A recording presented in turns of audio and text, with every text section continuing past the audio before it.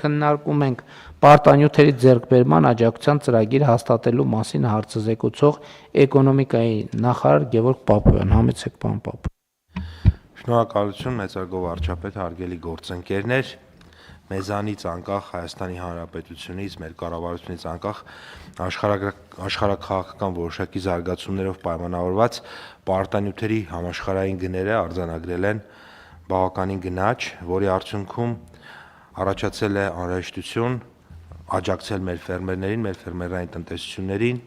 պարտանյութերի ձեռքբերման գնի սուբսիդավորման միջոցով։ Նախագծով առաջարկում ենք մատակարարների կողմից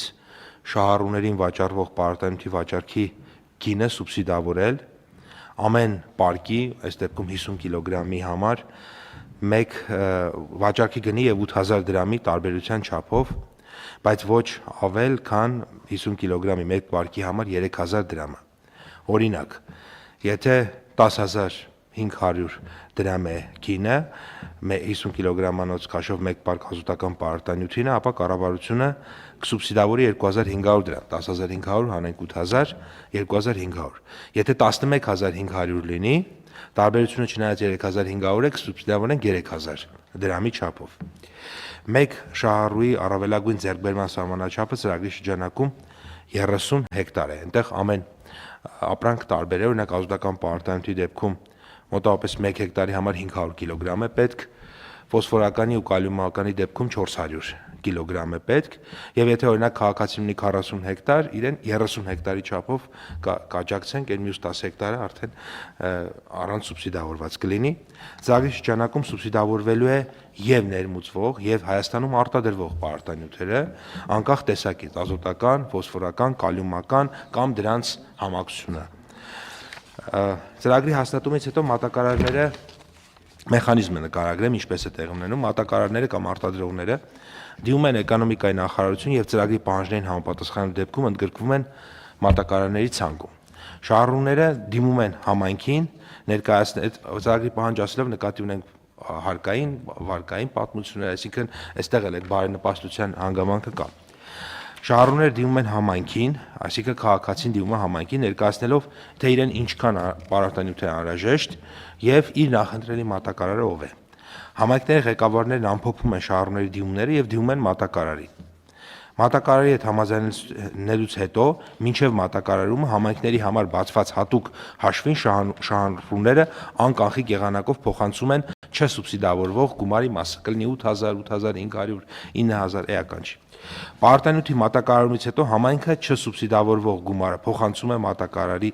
հաշվեհամարին, իսկ սուբսիդավորման գումարը փոխանցելու համար համայնքը անհրաժեշտ փաստաթղթեր ներկայացնում է կառավարություն, այս դեպքում էկոնոմիկայի նախարարություն, եւ որի հիման վրա էլ մենք արդեն գումարը մնացած մասը փոխանցում ենք մատակարարին։ Սա է ամբողջ ծրագիրը, բավարար։ Պարոն Պապոյան, գնահատական ունենք, թե քանի գյուղացիական տնտեսություն այս ծրագրից կօգտվի։ Պարոն վարչապետ, այս պահին այդպիսի հստակ չենք կարող ասել, որովհետև նաև մի Չէ, ինձ թվի կարգն է հետաքրքիր։ 5000, 10000, 50000, 100000 մի մասը արդեն ձեռք է բերել մեր քաղաքացիների։ Չնայած հատուկ նաև այդ նպատակով, եթե անկեղծ մոտ 1 շաբաթ առաջ, երբ որ արդեն բարձր որ այս նախագիծը այս տեսքով ենք ընդունելու, ես հայտարարել էի, որպեսզի նաև մարդիկ որոշեն իրենք օրինակ սպասեն մատչելի ձեռք բերեն, թե եթե շտապ է հիմա ձեռք բերեն ավելի թանկ գնով, այդ մասով մի քիչ գնահատականները կարող են տարբեր լինել, որովհետև ամեն օր մարդիկ ձեռք են բերում եւ ամեն օր շատ լավ։ Եվ հաջորդը իհարկե պարոն Պապոյանը նշեց, որ այս թանկացումները կապված են Մերձավոր Արևելքում ստեղծված իրադրության հետ, բայց նաև ուրախալի է, որ Մերձավոր Արևելքում իրադրությունը որոշակի դրական զարգացումներ ունի, էական դրական զարգացումներ ունի, մասնավորապես Հորմուզի նեղուցի մասով։ Եվ պարոն Գևորգյան, այստեղ շատ կարևոր եմ համարում, որ մենք ճիշտ մոնիտորինգ անենք շուկան, որովհետև ցավոք երբեմն մեր մոտ լինում են դրսևորումներ, երբ որ ճգնաժամերը առաջանում են, գնաճերը արձանագրվում են, բայց երբ որ ճգնաժամերը հանգուցալուծում են, գները այդքան էլ բանը հաճույքով չեն վերադառնում իրենց նախկին տեղերին եւ այս առումով մրցակցության պաշտպանության հանձնաժողովը կարծում եմ, որ լավ կլինի, որ մոնիտորինգ անի եւ այնտեղ որտեղ օբյեկտիվ տեղ կա գներին համոզեք, որ հետ գնան իրանց հին տեղերը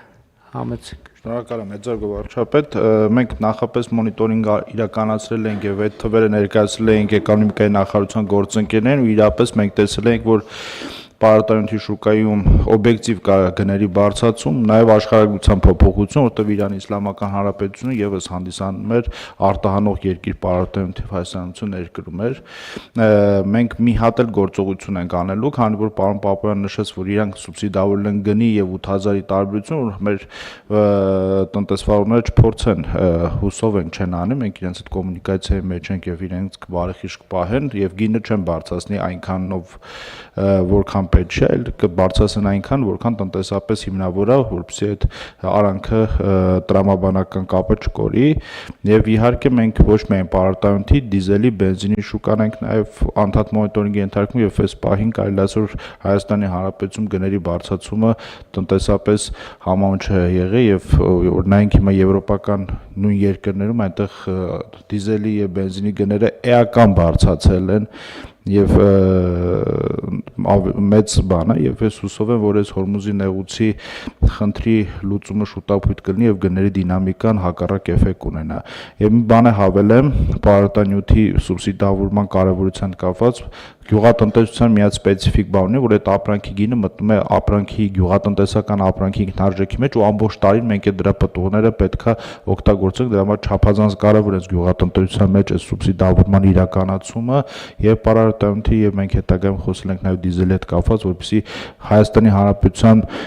բնակիչները այդ էֆեկտը ամբողջ տարի չկրեն իրենց վրա։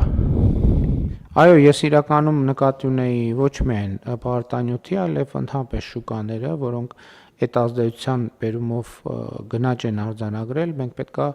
շատ ուշադիր մոնիտորինգ անենք եւ կարծում եմ սա էլ այն դեպքն է, վերադառնալով հարկ վճարողի օրվան, որ բազմաթիվ քաղաքացիներ էլի իրենց գնումների ժամանակ հարկ համարել են հսկիչ դրամարկային կտրոն վերցնել եւ այդ հսկիչ դրամարկային կտրոն այդ թվում են քաղաքացիները հարգելի, ովքեր հիմա այս սուբսիդավորման ծրագրից օգտվելու են եւ իրանք Հայաստանի Հանրապետության պետական բյուջեում գումար են ռեզերվ արել, որպեսզի այս sense իրավիճակում մենք հնարավորություն ունենանք իրանց վճարած գումարը վերադարձնել, որպեսզի իրանք գյուղատնտեսական գործունեություն ծավալեն այս գնաճային պայմանների նկատմամբ ավելի մեծ դիմադրողականություն եւ դիմակայունություն ցուցաբերելով։ Հարցը դրվում է քվեարկության, ովքեր են դեմ որոշման ընդունմանը, դեմ չկա, որոշումն ընդունված։ Հավանիչ տեսանյութը եւ բաժանորդագրվիչ նորությունները բաց չթողնելու համար։